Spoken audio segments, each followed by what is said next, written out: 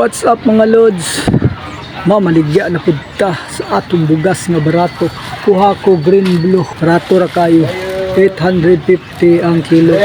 May pagkanina lang atong i-vlog atong baligya kay adlaw-adlaw pa. Makakwarta pa ka sa vlogging, makakwarta pa ka sa delivery, mailado pa gyud ka. May pagkanina lang perminti ato ang i-vlog ato ang adlaw-adlaw na panginabuhi. Maulaw mong gud sa ay mamaligya ba? Kasi malimtan na to atong Billy Shira Boneless.